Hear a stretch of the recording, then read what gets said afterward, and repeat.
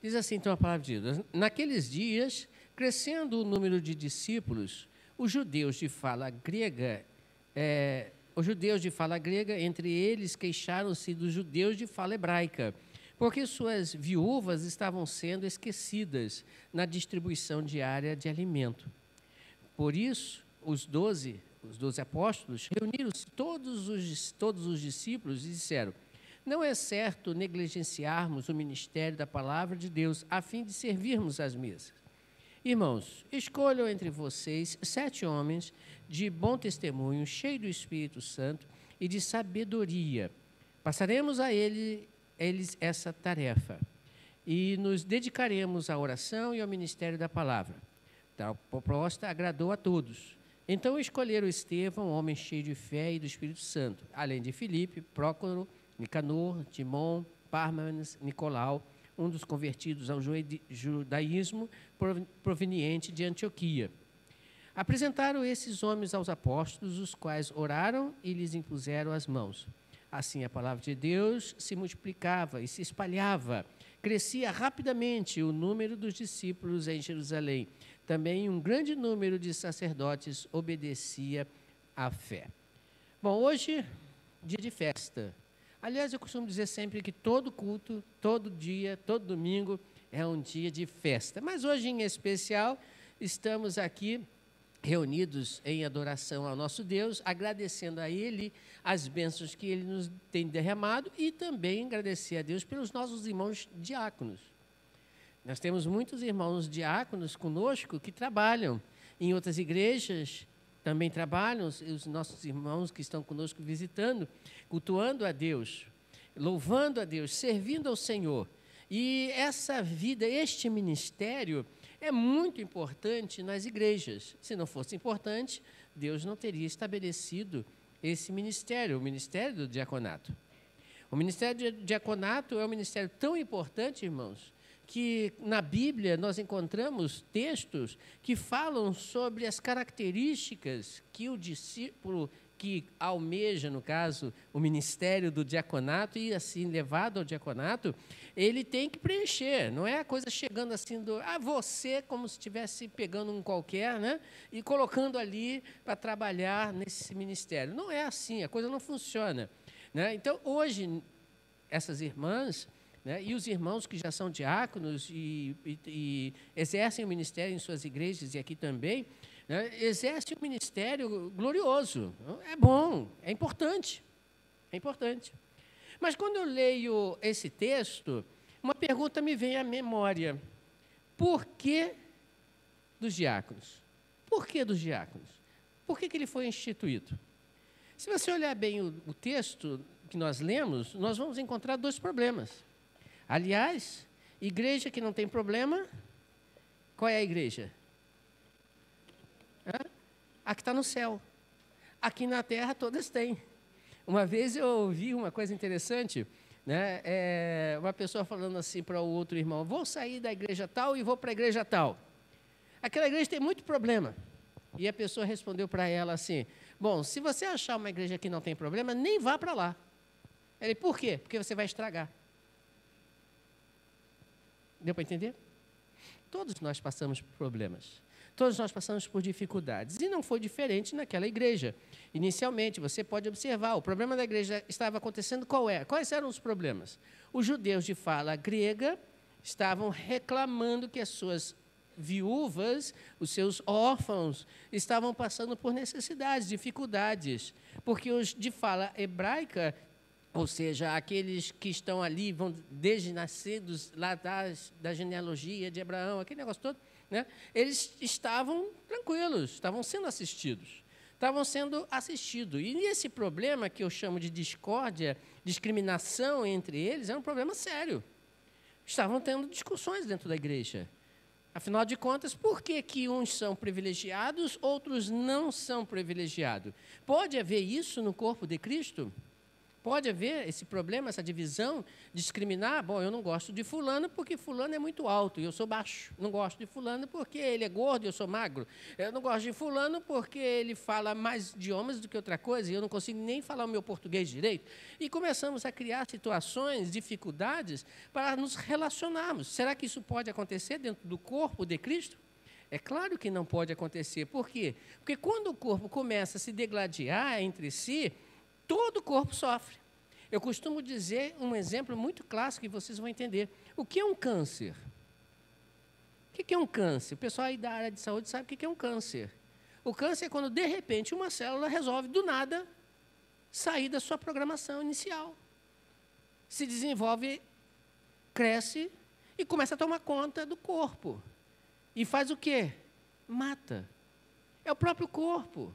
Que, de repente, uma célula, de repente, ela se estrambelha, ela sai da programação, ela resolve fazer do nada aquilo que não tinha que fazer e começa a destruir o corpo devagar, silenciosamente, até que o corpo venha a padecer.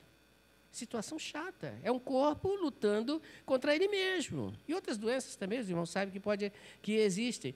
Então, o corpo vai sofrer, a igreja vai sofrer. Não foi diferente lá no passado, e não é diferente também hoje. Existem muitas pessoas que acham que a igreja é perfeita.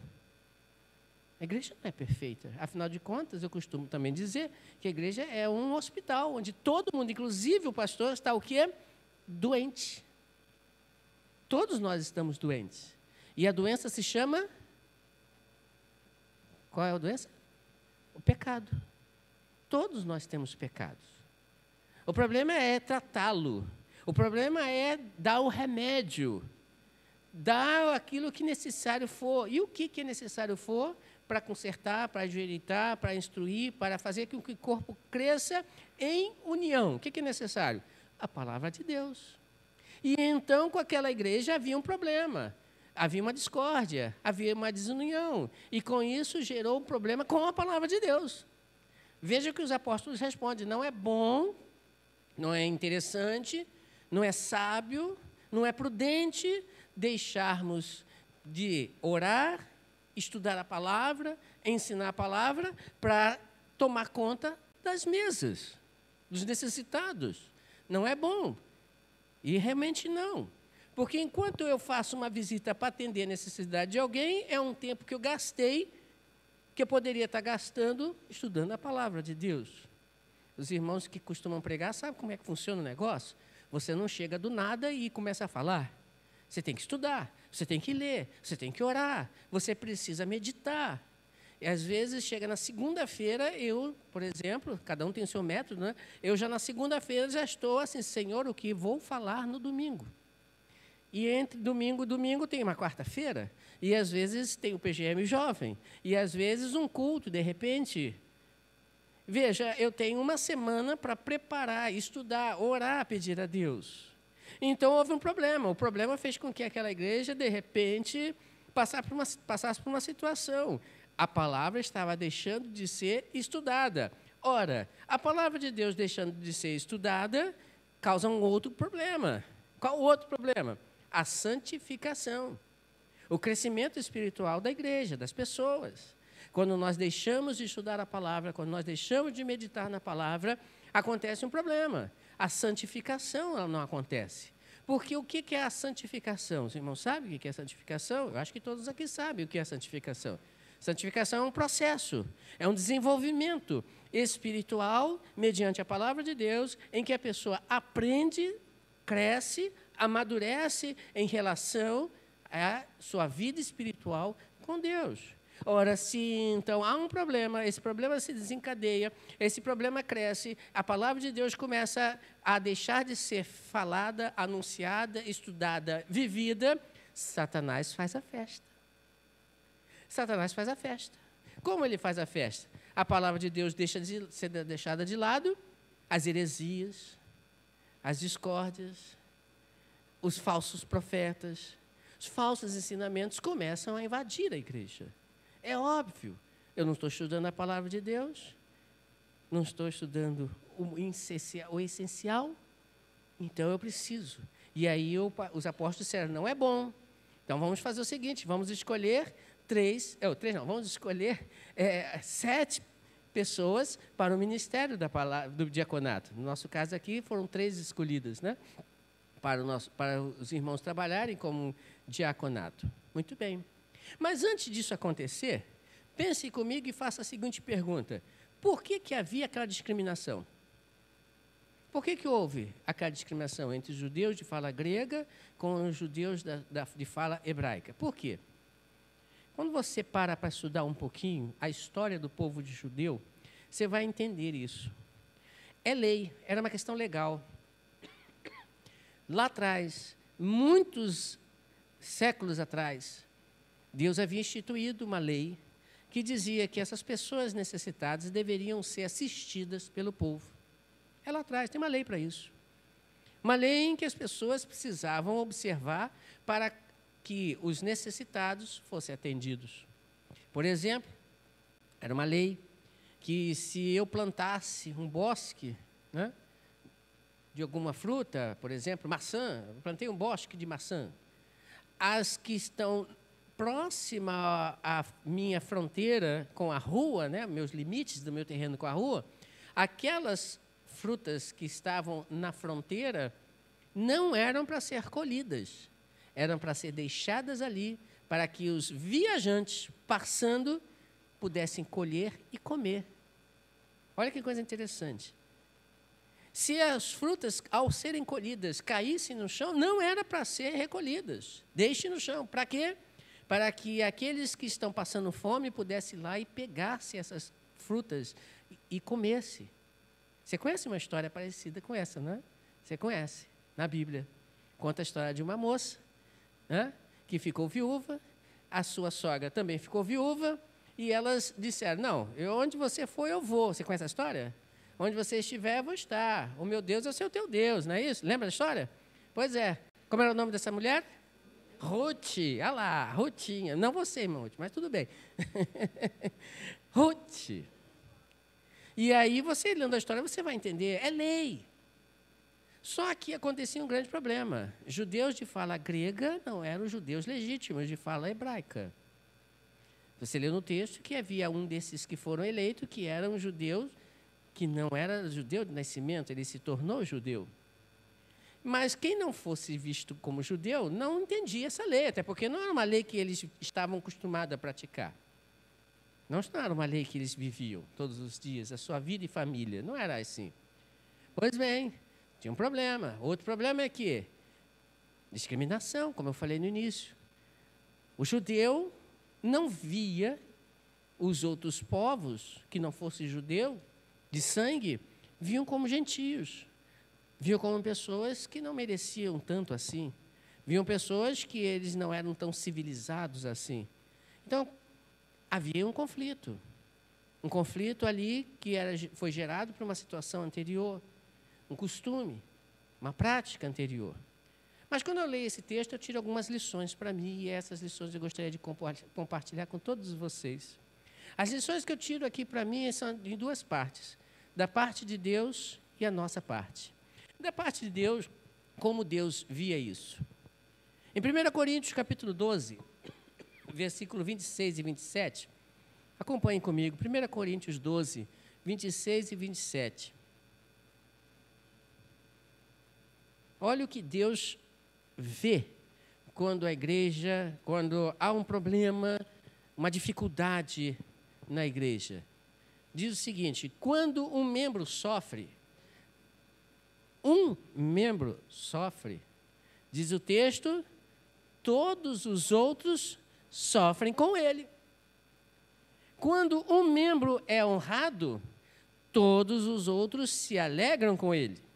Ora, vocês, diz Paulo, inspirado por Deus, vocês são o corpo de Cristo.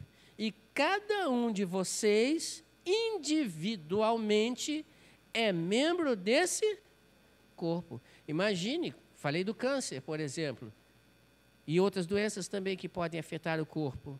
Imagine Deus vendo a sua igreja, o corpo dele, de Cristo, ali, instituído quando um está sofrendo e ninguém está aí com isso. Meu Deus, como é que pode isso? Quando uma pessoa passa por uma dificuldade, ninguém está vendo isso. Quando uma pessoa está com um problema, seja lá qual for, ninguém está vendo isso. É difícil. Realmente é difícil para que um outro... Às vezes as pessoas costumam dizer, o pastor tem que dar assistência para todo mundo. Olha, meu filho, eu não sou Deus, não. Não sou o Espírito Santo. Eu sou um igual qualquer outro. E aí, então, precisamos que todos façam o quê? Juntos, trabalhem, cooperem, para que haja uma unidade e que aquele que estava sofrendo, pare de sofrer. Aquele que estava passando por dificuldade, pare de passar aquela dificuldade. Então, Deus olhando, Ele está vendo o seu corpo sofrendo. Precisamos ter em mente o seguinte, que Deus não quer que soframos. Venhamos a sofrer de jeito nenhum. Deus quer que todos, o quê? Fiquem como? Estejam como? Bem, felizes, plenos.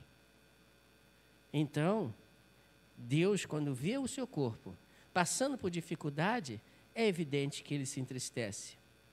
Outra coisa importante, em Romanos, capítulo 12, versículo 4 a 6. Em Romanos, capítulo 12, versículo 4 a 6, nós vamos ver uma coisa interessante. Cada um de nós, cada um indivíduo do corpo tem por Deus dado uma função. Não é só os nossos diáconos, não é só os nossos ministros da igreja, não só os pastores que têm responsabilidade. Todos nós temos, dada por Deus, uma responsabilidade para o aperfeiçoamento e o crescimento desse corpo. Veja o que Paulo diz. Assim como cada um de nós tem um corpo com muitos membros, e esses membros não exercem todas a mesma função, assim também em Cristo, nós que somos muitos, formamos um corpo, e cada membro está ligado a todos os outros. Temos diferentes dons ou capacidade de fazer de acordo com a graça que nos foi dada. Aí você imagina, Deus deu a cada um de nós uma tarefa, um trabalho, algo a ser realizado. Imagine Deus olhando para você e vendo em você a sua negligência para com o trabalho do Senhor. Com certeza Deus não fica alegre. Com certeza Deus não vai ficar satisfeito. Por quê? Porque o corpo dele está sofrendo. Cada um de nós tem como o texto fala, cada um de nós tem, dada por ele, diferentes dons, diferentes capacidades. Né? Eu costumo citar logo na parte da música, né? Eu também sou músico, né? Eu toco piano, os irmãos perceberam isso e sabem disso. Mas não me peçam para tocar aquele negócio chamado bateria. Não dá, até já tentei. Mas não significa porque eu sou músico, eu vou tocar bateria. Esse negócio é para o Cássio, é para o Manuel. Não dá certo. Eu não. Não vou me meter naquele negócio. Não dá certo. Então, porque eu acho bonito a bateria, porque impõe um ritmo, né? Aquele ritmo bonito, assim, né? Levanta a pessoa. Não quer dizer que eu ache tão bonito, por causa disso eu tenho que tocar. Não, eu continuo no meu instrumento, tocando o meu instrumento. E todos cooperam juntamente para o crescimento e desenvolvimento deste corpo. Cada um fazendo a sua parte da melhor maneira possível, porque quem lhe deu essa incumbência não foi o pastor, não foi a igreja, não foi os diáconos, mas sim foi Deus que deu. Terceira coisa que Deus vê, imagine vocês, lá em Atos capítulo 10, versículo 34 e 35. Outra coisa que Deus está vendo, do ponto de vista dele. Ele olha para a gente e vê por que alguém quer se achar mais do que o outro só porque faz isso. Veja o texto. Então Pedro começou a falar, agora percebo verdadeiramente que Deus não trata as pessoas com parcialidade, mas de todas as nações aceita todo aquele que o teme e faz o que é justo. Que faz justo. Então, Deus olha para o seu corpo e diz o seguinte: espera aí, como é que é isso? Você está se achando mais do que o outro? Não existe dentro do corpo de Cristo um órgão mais importante ou menos importante do que o outro. Não existe. Olhe para o seu corpo. Daqui a pouco nós vamos ler o texto que fala mais detalhadamente isso. Olhe para você, para o seu corpo. Existe alguma parte no seu corpo que é mais importante do que o outro? Eu sei, de fato, que tem alguns que a gente pode até deixá-los de fora. Por exemplo, eu não tenho mais minha vesícula. Mas digo, vou morrer por causa disso? Não, mas eu tenho dificuldades agora de qualquer alimento. Tem um problema. Não estou perfeito. Porque se não fosse necessário, Deus não tinha feito uma vesícula. Concorda comigo? O teu corpo, todo o que você tem, é importante. Quando um começa a falhar, quando um começa a deixar de fazer o que tem que ser feito, todo o corpo vai sofrer. Então Deus olha para o seu corpo e diz: todos vocês são iguais. Deus não quer tratar ninguém e nem vai tratar ninguém com parcialidade. Veja, Deus não trata as pessoas com parcialidade. Não trata. Ele aceita todos. Todos aqueles que temem e faz o que é justo, o que faz o que é certo. Essa é a visão de Deus. Agora a nossa visão. O que eu aprendo com isso? Da nossa parte. Veja lá em 1 Coríntios, capítulo 12, versículo 14 a 25. Eu agora, Deus já olhou para mim, Deus já olhou para o seu corpo, já fez o diagnóstico, agora ele olha para, agora você olhe para você. Olhe para você e diga o seguinte: o corpo não é composto de um só membro. Olhe para você. Mas de muitos. Se o pé disser, porque não sou mão, não pertence ao corpo, nem por isso deixe de fazer parte do corpo. E se o ouvido disser, porque não sou olho, não pertence ao corpo, nem por isso deixa de fazer parte do corpo. Se todo o corpo fosse olho, onde estaria a audição? Se todo o corpo fosse ouvido, onde estaria o olfato? De fato, Deus dispôs cada um dos membros no corpo segundo a sua vontade. Se todos fossem um só membro, onde estaria o corpo? Assim, há muitos membros, mas um só corpo. O olho não pode dizer à mão: não preciso de você. Nem a cabeça pode dizer aos pés: não preciso de vocês. Pelo contrário, os membros do corpo que parecem menos fracos são indispensáveis. E os membros que pensamos serem mais honrosos, tratamos com especial honra. E os membros que em nós são indecorosos, são tratados com um decoro especial. Enquanto os que em nós são decorosos, não precisam ser tratados de maneira especial. Mas Deus estruturou o corpo, dando maior honra aos membros que dele tinha falta, a fim de que não haja divisão no corpo, mas sim que todos os membros tenham igual cuidado uns pelos outros. Olha para você agora. Você pode olhar para você e dizer que a mão é desnecessária? Será que o pé pode dizer isso? A mão é desnecessária? Será que a mão pode dizer para o pé que você é desnecessário? Percebeu? Então, se Deus fez o que fez, como Ele fez, da maneira que Ele fez, Ele sabe que todos são o quê? Importantes. Não interessa se você parece ser não tão importante assim para Deus. Eu costumo dar o exemplo da unha do dedo mindinho do pé. Eu acho que eu já falei isso aqui. Para que serve a unha do dedinho mindinho do pé?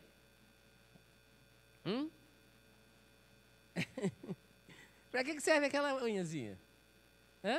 Para que serve a unha do dedinho mindinho do pé?